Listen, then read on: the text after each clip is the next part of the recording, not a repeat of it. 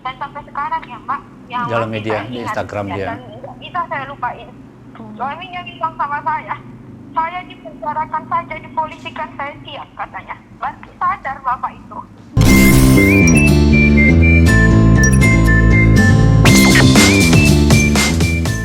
Assalamualaikum warahmatullahi wabarakatuh. Jumpa lagi bersama saya Ella Sulistiana di program kesayangan kita Cukup Pedes. Jika kita biasanya minggu-minggu kemarin kita ngomongin masalah paket buka puasa, kali ini kita ngomongin topik yang lagi hangat diperbincangkan. Bukan hanya masyarakat Palembang hangat aja, tapi se-Indonesia Raya, khususnya netizen. Apalagi kalau bukan kasus perawat salah satu rumah sakit swasta di Palembang yang mengalami tindak kekerasan. Untuk lebih jelasnya, kita akan ngobrol langsung bersama Pak Hairul, Wakil Ketua Bidang Organisasi dan Hukum PPNI, Persatuan Perawat Nasional Indonesia, Sumsel ya Pak ya? Sumatera Selatan. Oke, untuk lebih lanjut kita ngobrolnya, pantengin terus Cukup Pedes. Oke Pak, untuk lebih kita ngobrol lebih enak, maskernya kita buka, tapi tetap dengan menjaga jarak ya Pak. Menjaga jarak ya. Oke Pak, ini kita jalan. Oke Pak, kita ini mau ngobrolin yang lagi hotnya, lagi banyak diperbincangkan oleh masyarakat ya. Iya. Ini masalah kasus perawat di salah satu rumah sakit swasta di Palembang yang mengalami tindak kekerasan. Nah, sikap dari PPNI sendiri gimana nih Pak mengenai kejadian tersebut? Ya, terima kasih Mbak Ella, bahwa Persatuan Perawat Nasional Indonesia, terutama wilayah Sumatera Selatan, tentang tindakan kekerasan yang terjadi di anggota kami, perawat di rumah sakit swasta di Palembang, Rumah Sakit Siloam tempatnya, kami atas nama organisasi mengutuk keras. Kejadian ini memang tidak harus terjadi gitu, karena masih banyak jalan lain kalau memang mau komplain dengan rumah sakit dan lain-lain. Tapi karena ini sudah terjadi, apa boleh buat, terpaksa gitu.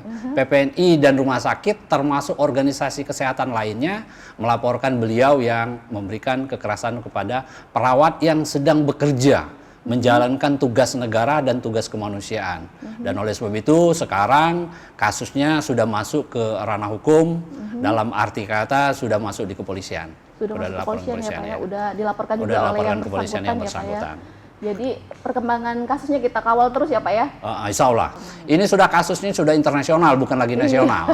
Ya, Udah. Gubernur sudah mendukung, terus tuh anggota DPR, Komisi 9 DPR RI, terus ada versi, terus ada kementerian dan organisasi kesehatan lainnya semua mendukung. Ini harus kita masukkan di dalam koridor hukum yang sebenarnya, masuk dalam jalur hukum untuk penindakan selanjutnya. Oleh sebab itu kami sepertinya tidak akan memberikan peluang untuk mereka damai. Jadi damai ya. No ya? No namanya ya. Kayaknya masyarakat juga gemes nih Pak. Gemes, kalau benar, nawarin damai, mereka juga bilang jangan deh, damai enak aja kan, udah ada aksi kekerasan di situ, mau main damai. Pokoknya kasus jalan terus ya Pak ya? Iya benar-benar. Jadi masyarakat juga nggak perlu khawatir karena kasus ini dikawal PPNI terus dikawal sampai PPNI, ke pengadilan ya Pak ya? Pengadilan, insya Allah. Nah kalau untuk kondisi perawatnya sendiri gimana Pak Kristina ini kalau dari kita pantau? Ya, jadi Kristina ini, adik kita Kristina ini selama habis dipukul memang ada trauma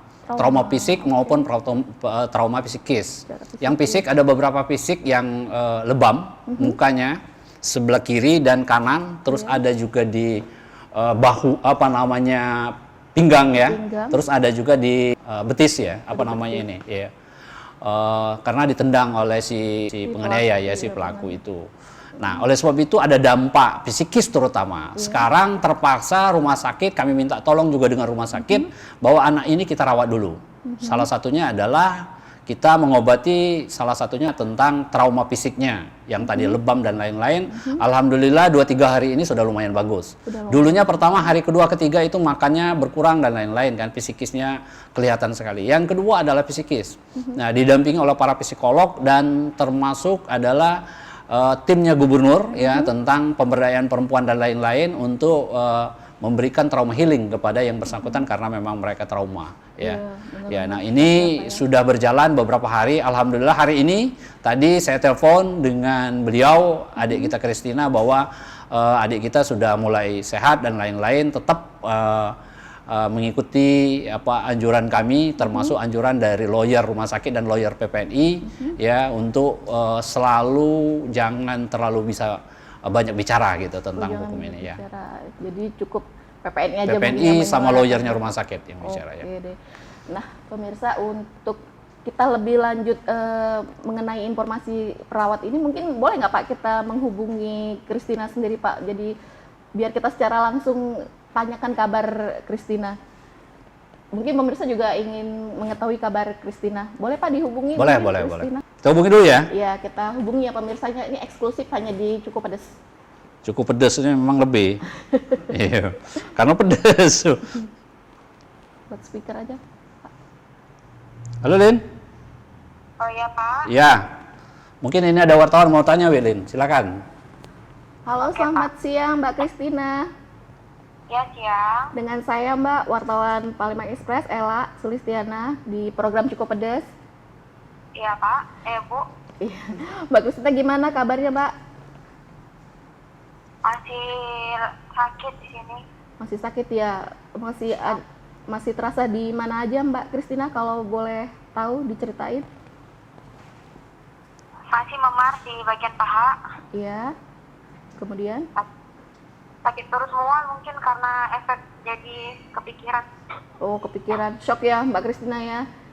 Iya siang. Iya, kami juga turut prihatin Mbak mendengar apa yang dialami oleh Mbak Christina. Kalau boleh diceritain Mbak, tindakan apa aja sih yang diterima oleh Mbak Christina pada kejadian itu Mbak? Apa tindakan apa yang diterima oleh Mbak Christina pada saat kejadian oleh pelaku itu Pak, Mbak? Ya, saya dipukul. Dipukul ya? Kemudian? Ditendang dan dijambak. Oh, dijambak. Ditampar juga Mbak? Sesuai dengan isi video ya? Bukan ditampar sih, kayak ditonjok kayak Oh, ditonjok. Masya Allah. Kemudian ditendang juga oleh pelaku? Ya, itu pada saat dia nendang itu saat sujud. Oh, Mbak Christina memang sempat sujud ya? Sujud minta maaf? Atau? Minta maaf sama istrinya. Oh, disuruh? Itu disuruh ya Mbak minta maafnya? Disuruh istrinya. Ya? Oleh bapaknya itu. Oleh bapaknya. Oh, Mbak Christina disuruh minta maaf kepada pelaku sama istrinya? Bapaknya suruh saya untuk minta maaf sama istrinya. Oh, istrinya juga ikut memukul Mbak Christina pada kejadian itu? Siap, tidak ada dia mukul, tapi dia ngomporin kayak gitu. Oh, ngomporin. Oke. Wah, saya juga sedih Mbak mendengar Mbak Christina mendapat perlakuan seperti itu. Itu tanpa ada penjelasan, maksudnya Mbak ketika itu kan Mbak Christina harus menjelaskan prosedur melepas infus ya, kalau nggak salah ya? Iya, saya sudah kasih tahu kalau saya mau lepas infus. Dan itu masih ada dokter penanggung jawabnya kok di depan. Karena beliau masih suruh saya lepas infus, ya saya lepas infus karena mau pulang. Nah, kalau untuk ini Mbak, kan kabarnya nih istri pelaku juga banyak menghujat, mencaci maki Mbak Christina di media sosial ya. Mbak Christina tahu itu? Saya tahu. Sampai saya dipukul, saya ditonjok 2 kali itu. 1 kali saya ditonjok dulu, istrinya masih ngomongin saya psikopat. Saya tonjok itu kedua, saya masih ngomongin psikopat. Pokoknya psikopat. Pokoknya istrinya selalu ngomporin saya tetap. Pada saat ada polisi yang ngamanin, dia baru ngomongin sabar ke suaminya. Oh iya. Jadi Mbak Christina dibilang psikopat oleh istri pelaku.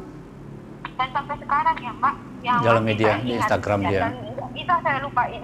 Suaminya bilang sama saya dipenjarakan saja, dipolisikan saya siap katanya. Berarti sadar Bapak itu membuat melakukan saya. Jadi menantang benar ya Mbak ya. Saya masih ingat Mbak, saya nggak lupa sampai sekarang. Makanya saya masih kepikirannya Tuhan, berarti emang tujuan dia emang mau ngeroyok saya, berarti mau tujuannya saya yang jadi itunya. Iya. Maaf Mbak kalau saya harus bertanya, jadi mengingatkan Mbak Christina lagi ya terhadap kejadian itu Mbak. Maaf ya Mbak ya.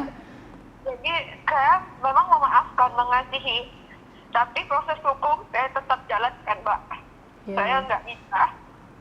Kayak mana nanti dia kayak mana sama perempuan, anggaplah saya anaknya juga lah, seandainya anak dia dibuat seperti itu kan. Orang tua saya aja nangis sampai sekarang. Jadi saya masih teringat Mbak, nggak bisa. Iya Mbak. Oke Mbak. Nggak bisa lupa, saya ingat banget itu Dengan lantangnya dia ngomongnya, dengan tegas, dengan mata merahnya, bertopi. Turut prihatin, Mbak. Maaf sekali lagi Mbak Kristina kalau saya jadi mengingatkan Mbak kejadian tersebut, Mbak Kristina. Iya. Ya, dari kami ya ikut support Mbak. Semoga Mbak Kristina tetap lekas pulih, tetap bisa lekas kembali beraktivitas seperti biasa, Mbak Kristina. Iya. Tetap iya. semangat ya Mbak ya. Iya, terima kasih ya Mbak Kristina. Semoga selalu sehat Mbak. Siap. Halo Dek, makasih ya Dek. Ya, istirahat lah ya. Istirahat dulu ya. Istirahat ya, banyak makan ya. Ya, sehat ya. Oke pemirsa, cukup pedas itu tadi perbincangan eksklusif kita bersama perawat yang kemarin mengalami kejadian yang tidak menyenangkan, perawat Kristina. Saya yang menghubungi Kristina juga terharu, ikut terhanyut Pak. ya. Iya, karena sebagai seorang perempuan juga, benar. jadi apa ya, ikut iba apa yang dialami oleh Kristina dan apa yang dia dapat itu sangat tidak manusiawi kalau menurut saya ya. Benar. Dia udah ditendang, dia cerita tadi udah itu dia dijambar. Iya. Itu bukan sama perempuan, itu laki-laki yang melakukannya ya, itu. Benar. Aduh, jadi saya terharu Pak. Iya, benar. Jadi gimana nih Pak sikap kita terhadap kasus ini? Mungkin harus kita kawal terus atau seperti apa Pak? Jadi kalau PPNI tidak akan dalam arti kata tentang jalur hukumnya tetap kita jalankan. Tetap jalan ya Pak ya. Sampai tuntas karena memang ini sudah tindak pidana murni. Yang selanjutnya PPNI juga akan melihat segi etika profesinya sudah dijalankan atau belum. Terus PPNI juga akan melihat standar rumah sakit itu sudah dijalankan atau tidak. Karena di dalam undang-undang tentang keperawatan, undang-undang tenaga kesehatan jelas bahwa profesi keperawatan itu adalah profesi salah satunya di bidang kesehatan. Kami meminta dukungan dari beberapa stakeholder termasuk tenaga kesehatan lainnya untuk mendukung kami dalam menuntaskan tindak pidana ini. Tindak pidana, oke. Ya. Nah ini juga pemirsa cukup pedas. Kami juga mendengar kabar Pak kalau pihak rumah sakit mengabarkan menempuh bisa jalan damai nih terhadap kasus ini. Bapak sudah mendengar kabar itu atau itu hoax atau gimana itu Pak? Ya. Mungkin bisa diluruskan jadi pemirsa cukup pedas juga pengen tahu kejelasannya seperti apa. Ya, jadi kami salah satunya di media nasional ya ngelihat bahwa seolah-olah jadi pihak rumah sakit itu membuka jalan damai. Iya. Padahal kami sudah komit sama rumah sakit, sama lawyer rumah sakit, sama lawyer PPNI, sama yang bersangkutan, sama adik kita yang kekerasan ya, yang kena kekerasan, bahwa tidak ada kata damai. Tapi koran hari ini kami agak terkejut gitu. Oleh sebab itu saya langsung telepon wakil direktur keperawatannya, Bu Tata. Kata Bu Tata itu nggak ada, itu bohong. Ya, tidak pernah kita berstatement untuk mengatakan bahwa kami membuka pintu untuk damai. Jadi sampai sekarang termasuk tadi yang kita telepon adalah adik kita Kristina ya. Beliau tidak akan buka itu. Dari awal kami sudah mengatakan bahwa kalau ini sudah terjadi kita buka secara gamblang dan kita buka secara hukum yang sebenarnya sampai ke pengadilan. Ya. Nah, berarti pemirsa cukup sudah jelaskan dari penjelasan Pak Hairul. Jadi tidak ada kata jalan damai ya Pak ya? Jalan damai, tidak ada jalan. Proses hukum terus berjalan. Karena ini kasusnya bukan main-main ya Pak. Ya. Udah dilihat oleh, bukan nasional aja kata Pak Hairul. Internasional. Ya. Internasional pun ikut menyorot kasus ini. Jadi nama Palembang jadi ikut tertarik juga. Ikut terbawa-bawa. Terbawa-bawa juga. Iya, masalah kasus yang kurang menyenangkan ini tentunya ya Pak ya. Iya. Karena perawat itu kan profesi mulia. Ya, bukan hanya di Indonesia saja, tapi seluruh dunia. Jadi semua perawat internasional pasti dengerin ini, bukan hanya kita, ya. Cepat menyebar. Jadi cepat menyebar. Kalau saya ngirim sama media tentang kayak gitu, itu sampai ke pedesaan, sampai ke desa-desa. Karena organisasi PPNI ini, perawat ini sampai internasional, sampai ke pedesaan. Karena perawat pasti ada di desa-desa tempatnya. Oleh sebab itu cepat sekali. Nanti kalau mungkin Palpres mau lewat di rumah sakit Siloam, pasti ada karangan bunga mengucapkan bahwa mengutuk tindakan kekerasan dari itu, Pak. Kembangnya sudah tereret rasanya. Hari ini sudah banyak ada kasus asis simpati dari masyarakat maupun organisasi profesi lainnya. Jadi termasuk gubernur kemarin simpati, terus wali kota juga Haryojogo sudah juga telepon, terus ada juga ketua komisi 9 juga sudah telepon yang bersangkutan, termasuk stafnya Menteri Kesehatan sudah telepon. Alhamdulillah ketua umum PPNI akan hadir bersama lawyernya lagi. Kami menambahi lawyer yang staf 24 jam di tempat situ. Karena mungkin kita nggak tahu namanya hukum ya, apa dia mau mencari sela-sela lainnya ya. Nah ini karena sepertinya, karena ada statement baru dari istrinya yang semalam mungkin di TV One kita lihat bahwa seolah-olah adik kami Christina ada salah dalam tindakan keperawatannya mencabut infus itu. Padahal sudah memakai standar dan sudah memakai ilmu dan lain sudah SOP. Tapi kata-kata dari ibu itu sepertinya ya nggak puas lah istilahnya ya, karena suaminya sudah kita tahan di Polresta gitu ya. Oh, ditahan ya Pak ya, sudah ya. Oke deh. Semoga kejadian seperti ini tidak menimpa perawat-perawat kita lagi, ya Pak ya. Bukan hanya di Palembang tapi di Indonesia ini. Semoga tidak terjadi tindak penganiayaan yang dialami oleh Christina. Cukup sampai di Christina aja ya Pak ya kejadian seperti ini. Oke pemirsa, obrolan kita dengan Pak Hairul kayak sepertinya sudah sampai di sini. Oke, belum ditutup Pak Ella. Apa? Ini ada titip pertanyaan untuk Kak Hairul. Oke. Dari kejadian ini, mendapat tanggapan yang luar biasa dari seluruh publik kita, Indonesia bahkan katakanlah sedunia, internasional. Namun ini mungkin bisa kita ambil dua sisi. Satu sisi memang orang sangat mendukung profesi perawat. Jadi ketika ada yang menyakiti profesi perawat, yang lain ikut solidaritas, ikut merasakan, ikut empati. Tapi di satu sisi ada juga kami memantau di beberapa media sosial, TikTok terutama, ada seorang wanita, Instagram, seorang wanita yang malah dia mengambil posisi mengecam perawat, profesi perawat.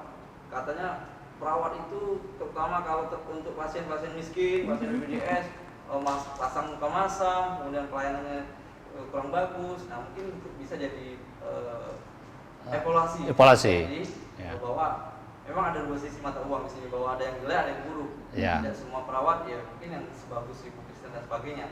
Ya, kita semua tahu kalau di Seluam itu ya pelayanannya luar biasa, sudah bagus. Ya. Tapi mungkin di tempat lain masih ada juga perawat-perawat, oknum perawat yang tidak menjalankan profesinya sesuai dengan kode etik, standar dan kode etik ya. Operasional perawat. Mungkin ini bisa jadi ada statement mungkin dari Kak Hairul selaku pengurus PPNI terhadap perawat-perawat yang mungkin belum bekerja sesuai dengan profesionalitasnya. Ya, kami PPNI tidak tidak menutup mata dengan kejadian-kejadian yang begitu. Tapi tadi perawat ini kan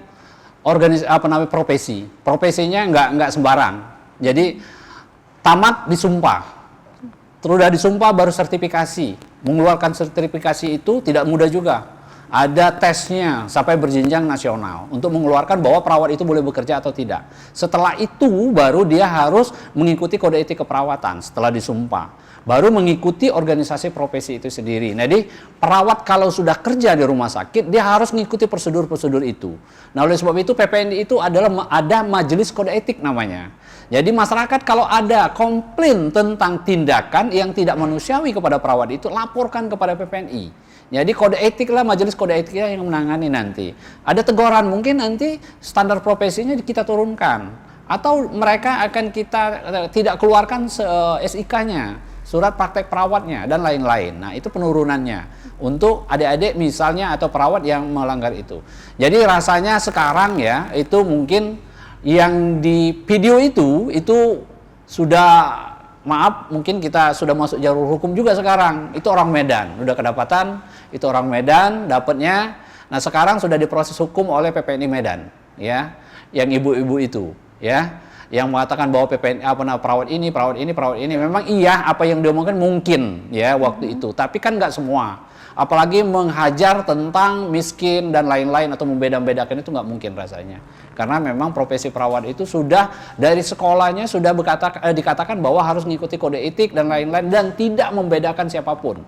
Contoh misalnya Siloam, pasti kita berpikir bersama bahwa Siloam itu adalah rumah sakit yang bukan berbasis Islam.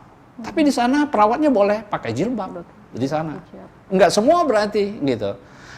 Di sana juga nggak semua orang-orang yang non-muslim yang dirawat, tapi banyak juga yang muslim gitu. Jadi sama tindakannya. Tidak ada membeda sama sekali sekarang ya, karena profesi perawat itu memang sudah dididik dari sekolah untuk tidak membedakan itu.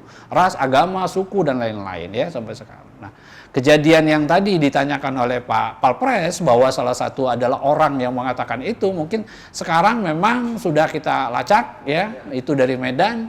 Mungkin kita kalau bisa mereka atau beliau minta maaf lah dengan kata-kata, mungkin karena emosi dan lain-lain, kita nggak tahu ya, atau mereka mencari karena memang ada apa namanya yang booming ini ya, jadi buka lagi ini ya, atau menutupi supaya kasus-kasus yang ini tertutupi oleh kasus dia, mungkin bisa saja ya kejadian ini.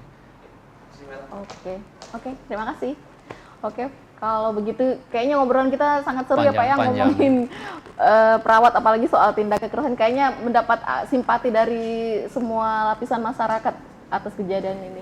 Oke Pak Hairul, terima kasih atas waktunya ngobrol bersama Cukup Pedes Pak. Ketemu lagi di lain waktu. Iya, terima kasih Mbak Ella juga ya. Saya atas nama Persatuan Perawat Nasional Provinsi Sumatera Selatan mengucapkan terima kasih kepada Cukup Pedes ya. Iya, Palpres ya yang sempat mewawancarai saya tentang tindakan kekerasan kepada adik kami Christina yang di Rumah Sakit Siloam. Ya, kejadian itu memang tidak kami harapkan ya, kejadian itu, tapi karena sudah terjadi terpaksa kita meminta ke jalur hukum. Sekali lagi kami atas nama organisasi dan pribadi mengucapkan terima kasih banyak kepada Pak Pres dan mohon maaf kalau kekurangan dan lain-lain. Terima kasih. Wassalamualaikum warahmatullahi wabarakatuh. Oke pemirsa Cukup Pedas, cukup sekian dulu obrolan kita hari ini. Jangan lupa untuk mendengarkan juga obrolan kita ini di Spotify Cukup Pedas. Cukup sekian untuk program kita kali ini. Sampai jumpa minggu depan. Assalamualaikum warahmatullahi wabarakatuh. Waalaikumsalam warahmatullahi wabarakatuh.